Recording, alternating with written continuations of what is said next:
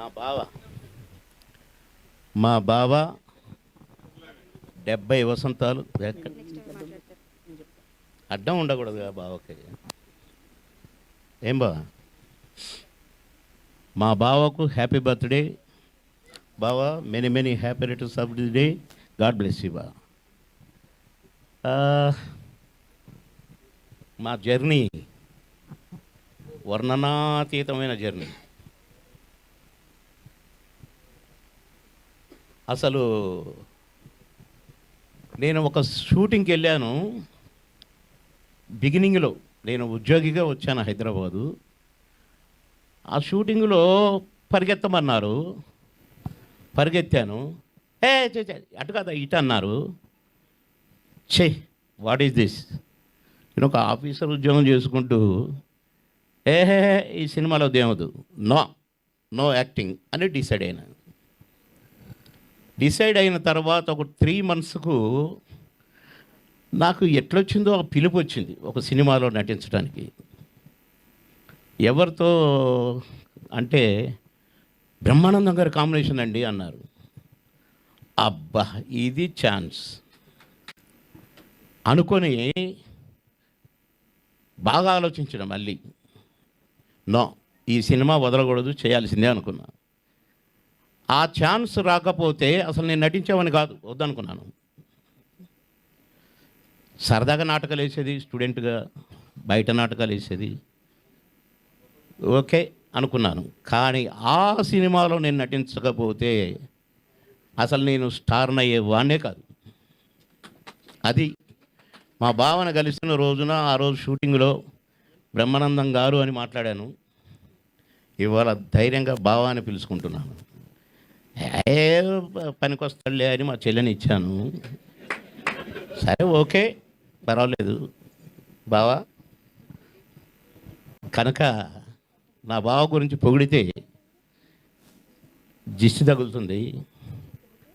మా బావ ఏంటో నాకు తెలుసు, మీకు తెలుసు. ఆకాశం అంత బావ మా బావ. మేము షూట్ చేసేటప్పుడే నేను ఎన్నిసార్లు నవ్వాను ఆ కోతి ముఖం చూసి, ఆ ఎక్స్ప్రెషన్స్ చూసి. మేము ఎంజాయ్ చేస్తూ నటించాము. నాకంటే సీనియర్ అని నేను ఎప్పుడూ అనుకోలేదు. అంత బాగా కలిసిమెలిసి ఒక ఫ్యామిలీ మెంబర్స్ లాగా. అసలు నైట్ అండ్ డే పరిగెత్తి ఎటు పరిగెత్తామో, ఏం చేశామో, 6 షిఫ్ట్లు పనిచేస్తూ మళ్ళీ మేము ముగ్గురం కలుసుకోగానే అసలు నేను, నా కోటన్న, మా బావ. ప్రొడ్యూసర్లు కొంతమంది మా మీద కోపం వచ్చేది. మేము రాజమండ్రిలో ఉన్నాం అనుకోండి, 3 రూములు వరుసగా ఉండేవి. వైజాగ్లో ఉన్నాం అనుకోండి, 3 రూములు వరుసగా ఉండేవి. కానీ మేము మాత్రం ముగ్గురం ఒకటే రూమ్లో ఉండేది. ప్రొడ్యూసర్లు ఏమైనా మీరు ఒకే రూమ్లో ఉంటారు కదా, ఒకే రూమ్లో తింటారు, 3 రూములు ఎందుకు, 2 రూములు దంటకు కదా అనేవాళ్ళు. అదే ఇది అనేది. కరెక్ట్గా భోజనాలు అయిపోయి ఇక మా గోలంతా అయిపోయాక, గోలంత అంటే తాగుడు గీగుడు అనుకున్నారు. ఇక మా అల్లరి ఎంజాయ్ చేసి చాలేరా అని ఆయన అనేవాడు, ఏరే కోట అని ఈయన అనేవాడు. మధ్యలో నేను ఎంతో జాయ్ఫుల్గా ఉండేది మా షూటింగ్. మేము ఎంత అలసిపోయినా కూడా అలసట మాకు వచ్చేది కాదు, మేము ముగ్గురం ఉంటే. అలా ఎన్ని ఎన్ని ఎన్ని ఎన్నెన్ని మా బావతో జ్ఞాపకాలను చెప్తే మీకు బోరు కొట్టుద్ది. ఏంటి ఈ సోదభావం అని అనుకుంటారు. కాబట్టి నేను ముగిస్తూ నా బావని మరొకసారి ఆ భగవంతుడు దీవించాలి. నిండు నూరేళ్ళు నా బావ, నా చెల్లి నిండు నూరేళ్ళుండి ఇంకా ఎందరికో ఆదర్శంగా మా బావ 100కు పైనే జీవించాలి, ఆయురారోగ్యాలతో ఉండాలి అని కోరుకుంటూ సెలవు తీసుకుంటున్నాను. నమస్కారం. Thank you sir, thank you so much for your valuable words. Sampoornesh Racha Ravi గారిని రావాల్సిందిగా కోరుతున్నాము. బిత్తిరి సత్యన్న వెల్కమ్. చాలామంది బిత్తిరి సత్యన్న యంగ్ అయిపోయిందని గుర్తుపడతలేరు. బ్రహ్మానందం గారి పుట్టినరోజు ఒక పండుగ, అది అందరికీ. అయితే ఈ పండుగ 70 వసంతాలు పూర్తి చేసుకుందని ఒకరు, 70 వసంతాలు అయినా ఆ యంగ్ బ్రహ్మే మనకు అందరికి కనపడడానికి, అంటే భగవంతుని దర్శనానికి మనం అందరం వెళ్తూ ఉంటాం. ఒక హాస్య బ్రహ్మ హాస్య ప్రేమికుల కోసం నడిచేస్తే ఇలా ఉంటాడు ఇక్కడ ఉంటాడని చెప్పడానికి, ఆస్వాదించడానికి మీరు, చూడడానికి మీరు, మరి మీ అందరం సపోర్ట్ చేస్తాం. హాస్య బ్రహ్మ గారికి సన్మానం అంటే మేమున్నామని చెప్పి రఘురామకృష్ణ గారు పొద్దున్న ఉదయం వచ్చి సన్మానించి సాయంకాలం నేను మళ్ళీ వస్తానని చెప్పి మధ్యలో హోమం చేసుకొని మరి అటెండెన్స్ను ఒక ప్రేమ రూపకంగా ఎన్ని పనులున్నా ఈ రోజు మొత్తం బ్రహ్మానందం గారితో ఆనందంగా గడుపుతానని విచ్చేసిన మరి రఘురామకృష్ణ గారికి ఒకసారి గట్టిగా చప్పట్లు కొట్టాలి. సడన్గా స్టార్ట్ చేసిన ఈ ప్రోగ్రాం నేను మధ్యలో మాట్లాడడానికి ఒకటే ఒక రీజన్ ఏంటంటే, పెద్దవాళ్ళందరూ మాట్లాడతారు ఈ ప్రోగ్రాంలో మరి హాలు సరిపోతుంది అన్న దగ్గర నుంచి స్టార్ట్ అయితే అది బ్రహ్మానందం గారి ప్రోగ్రాం, అందరికీ ఆనందమైన ప్రోగ్రాం. సరిపోదేమో అని మేము అనుకున్నప్పుడు లేదు సరిపోతుంది అని చెప్పి మన సీను గారు చెప్పారు. మరి ఇది అటు చూస్తే ఇంకా ఎంతమంది బయట ఉన్నారో, ఇంకెంతమంది రాలేక ఉన్నారో, రానున్న వాళ్ళందరూ కూడా పెద్దవాళ్ళే, వాళ్ళందరూ ఫోన్లో కన్వే చేసి నాకు పర్సనల్గా ఇలా అనుకోకుండా 2 రోజుల క్రితమే ఫిక్స్ అయిన ఈ 70 వసంతాల పుట్టినరోజును అందరికి అంకితం చేద్దాం అనుకుంటున్నామనే క్రమంలో అలీ గారు దుబాయ్లో ఉన్నారు, తనకెళ్ళబడిన దుబాయ్లో ఉన్నారు. పెద్ద వాళ్ళందరూ అరే సడన్గా చెప్పారా సడన్గా అని వాళ్ళు రాలేని పరిస్థితిలో ఉన్నారు. కాబట్టే ఇక్కడ ఇంకా సినీ తారలు మన సమక్షంలో లేరు.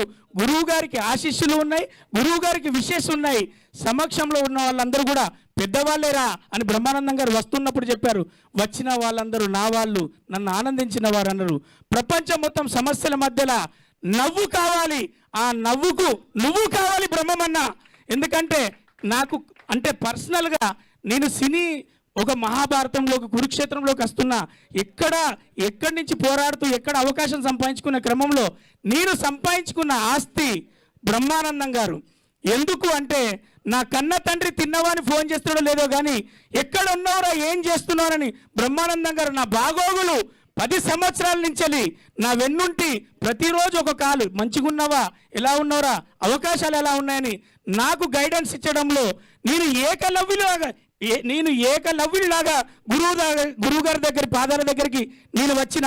కానీ మహాభారతంలో అర్జునులాగా నువ్వు అన్నిటికీ సిద్ధమై ఉండాలిరా అని నాకు దిక్చూచి అయినే, గార్డినర్ అయినే, పెద్దవాళ్ళనే, పూజ్యులైనే, నా తండ్రి స్థానంలో కూర్చున్న నా తండ్రి ఆయనే ఈ సభాముఖంగా తెలియజేస్తున్నదంటే ఆ భగవంతుడు నాకు ఇచ్చినటువంటి గొప్ప వరం, మీ అందరి తరఫున నాకు ఇచ్చిన గొప్ప వరమే ఆ బ్రహ్మానందం గారు.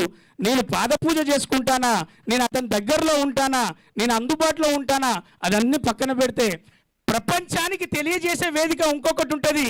ఆ వేడుకలో నాకు బ్రహ్మానందం గారు ఏమి చెప్పారు, లోకానికి ఏం చెప్పాడు, ఎన్ని చెప్పాడన్నది నేను మనస్ఫూర్తిగా ఒక కార్యక్రమం చేసి చెప్తా.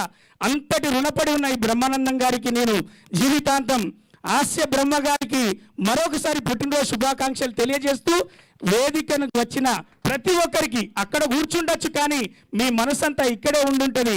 వాళ్ళందరికీ స్వాగత సుమాంజలు మీరు తెలియజేయడానికి తన శిష్యుడిగా తన ఆరాధ్య దైవాన్ని, నా ఆరాధ్య దైవాన్ని ఇక్కడ చూస్తున్నందుకు అతని తరఫున ఒక భక్తుడిగా మీ అందరికి వెల్కమ్ చెప్పడానికే నేను మధ్యలో మాట్లాడాను. ఒకరికి సీట్ ఉన్నది కూర్చున్నారు, లేకపోయినా నిల్చున్నారు. మొత్తానికి మా బ్రహ్మానందం అన్నేను ఆస్వాదిస్తున్న ప్రపంచ లోకానికి మరొకసారి థ్యాంక్ యూ సో మచ్. మీమ్స్లో మీరే, సినీ తారలో మీరే అన్న బ్రహ్మన్న, మీరు బ్రహ్మాండంగా నిండు నూరేళ్ళు మా అందరి మధ్యలో పుట్టినరోజులు జరుపుకోవాలి, మాకు అందుబాటులో ఉండాలి, మమ్మల్ని నవ్విస్తుండాలి. ఇది ప్రపంచం తరఫున మేము అర్జీ పెట్టుకుంటున్న పెద్ద అర్జీ అన్న. Thank you so much. Thank you అన్న.